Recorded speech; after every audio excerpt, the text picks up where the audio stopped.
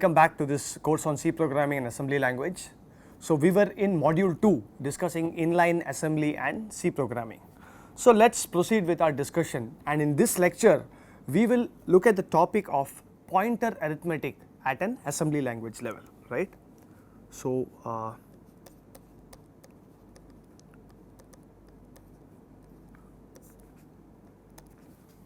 pointers. So let's start with a simple C example. So let's consider a very simple example here. I have a char star pointer PA equal to 0, and I have an int star pointer PB equal to 0.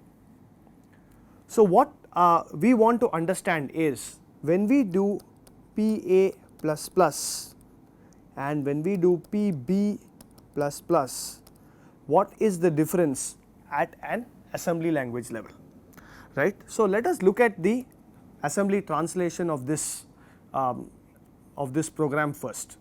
So since we have a char star, it's just a data type, right? There is a variable PA and that is being initialized to 0, right? So if you look at this, this will simply translate to move PA comma 0x 0 0 0 0, right?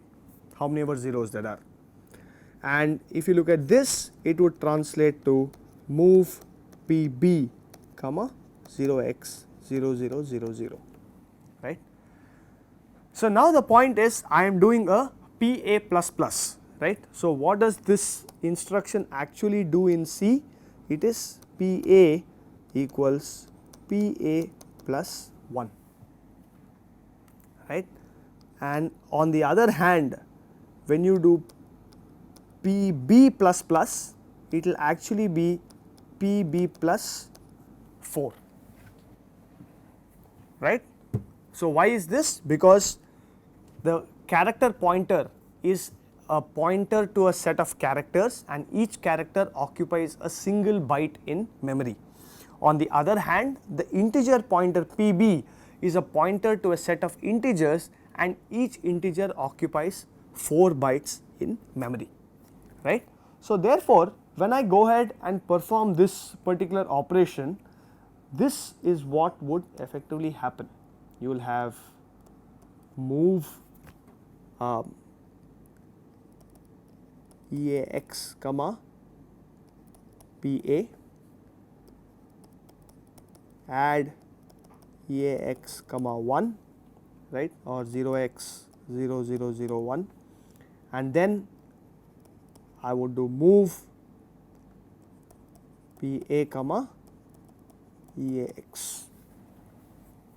Similarly, if I look at the translation of this instruction, it would be move EBX comma PB, right, add EBX comma 0x 0 0 0 4, and finally I move it back into my PB.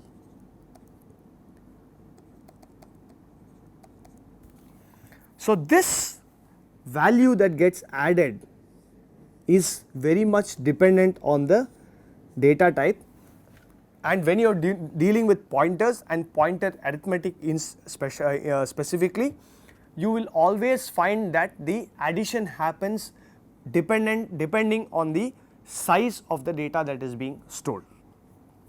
So let us look at some of these examples of pointers and how to deal with pointers at an assembly level, right? So let's look at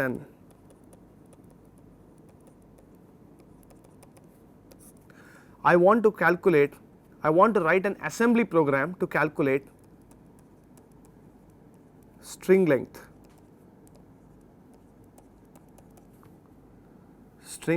of some given string, right? So let us look at both the C implementation as well as the assembly implementation. So main, and I have char star PA. This is some constant string. This is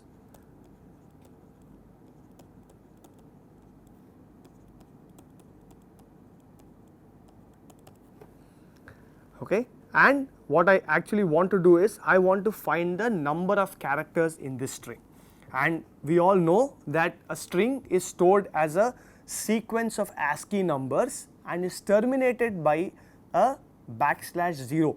So if you look at how this particular string is stored in memory, it would be a sequence of bytes, right, which would basically look like 47, 48. These don't necessarily translate to the correct ASCII values, but this is the typical ASCII value of alphabets and so on. So you have a whole bunch of them, and after you are done with the final character, you have a value 0 that is stored in that thing, right. So if you look at this particular data size is 1 byte. So the idea is to simply scan through this string and count the number of bytes until you hit a 0. Okay? So that is what we want to do. So in C, what would you do? You would basically have an integer I equals 0 and count equals 0, right. This is where I am going to count my variable, and I is just an index variable. So what do? You basically say that while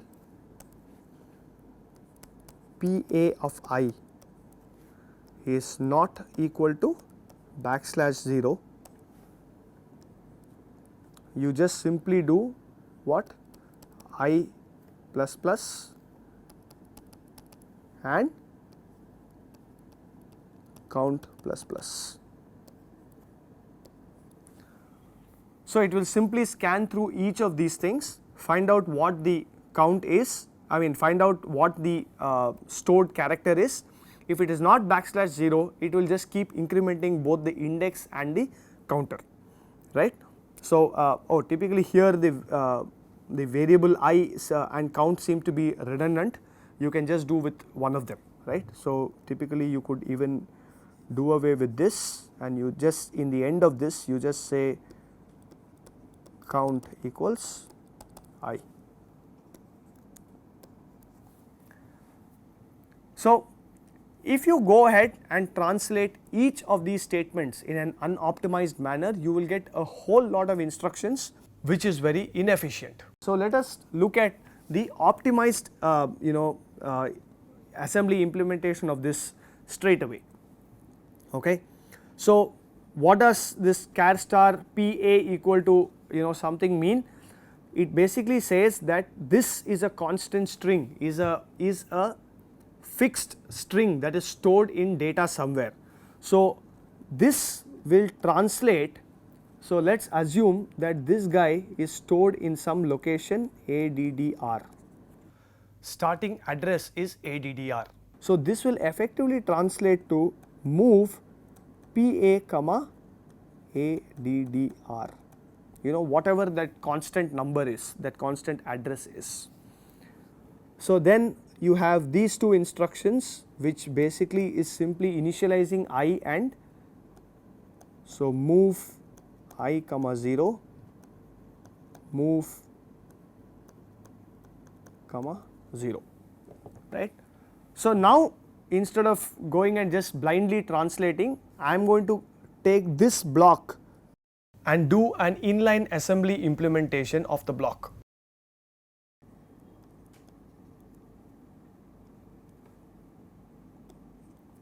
So what am I going to do here? I am going to simply say that I need to scan character by character and keep counting until I hit a \0.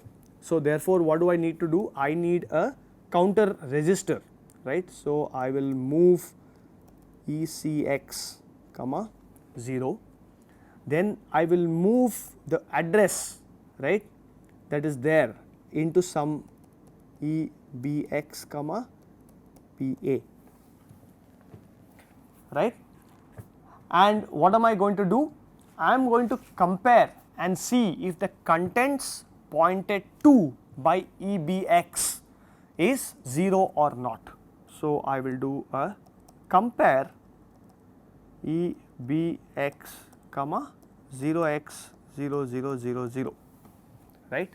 Now, here it is important to know what we are comparing against. So, the 0x00 4 zeros is wrong, since each of these characters occupy only one byte. What you have to look for is not a word but a byte. So, you have to look for 0x00 and the prefix that you will add here is going to be byte pointer.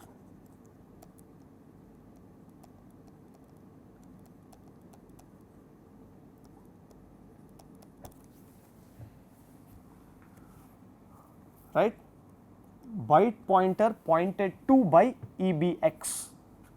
If this is 000, then essentially I am done, right. So, this is jump on 0 flag to done, right. Done is basically some address in the code segment.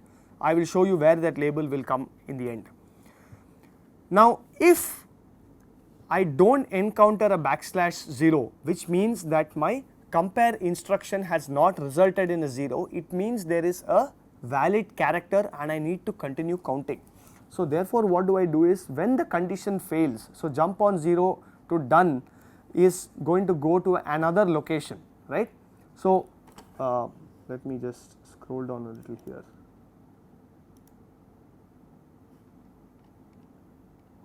Yeah, right. So, let me take this off. So, my done is somewhere here, okay. So, we will fill in what the instruction has to be at done a little later. Now, if the jump on 0 condition does not happen, which means that there is a valid character, I need to continue counting. So, therefore, I will continue counting by incrementing my ECX, right, and also incrementing my EBX. So, if my jump on 0 condition is not satisfied, it means there is a valid character and I need to continue counting, and therefore, I will unconditionally jump back to my compare part, right, which is basically